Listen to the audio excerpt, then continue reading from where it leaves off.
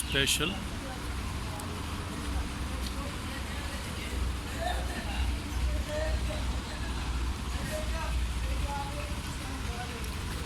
भाऊ तुंहिंजो नालो छा आहे? मुंहिंजो नालो परवेज़ अहमद आहे।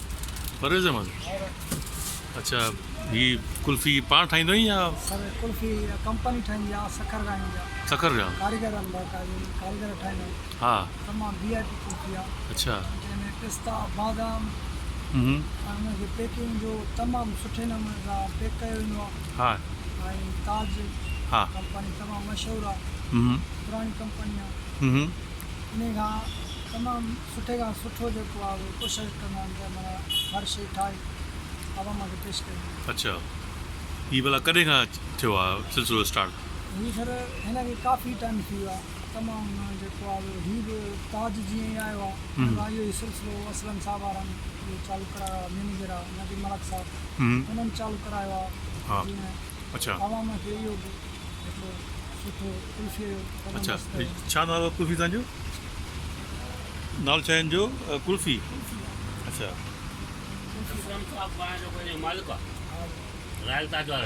यार मोहम्मद साहब आहे, असलम साहब आहे, हा हा इमरान साहब आहे, हा हा।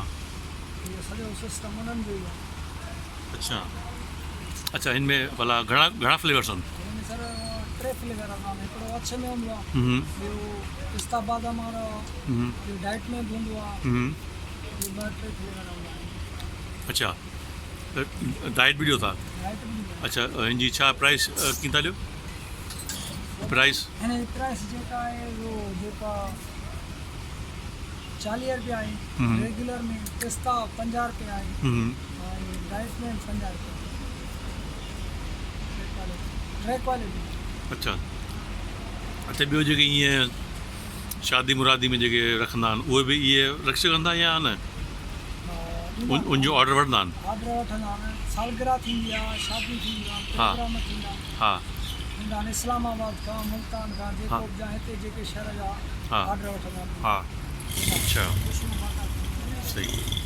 40-50। अच्छा, इहो घणी घणी सेल थींदी आहे तव्हां हिते हिन जी? पर ईद जे टाइम ते तक़रीबन 3 लाख 3.5 लाख 4 लाख थींदी आहे। कुल्फ़ीअ जी हूअं सर थींदी आहे 1.5 लाख थींदी आहे, होॾे 40,000 खनि थींदी आहे।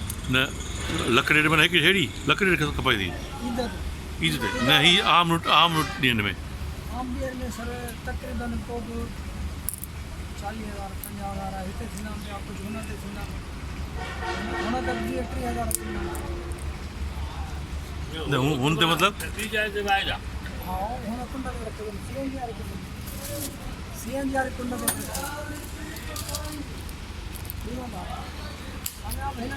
हुन कुंड ते बि रखणु चाहींदा। अच्छा अच्छा। तव्हां नालो? नालो परवेज़ अहमद। तव्हांजो मोबाइल नंबर छा आहे?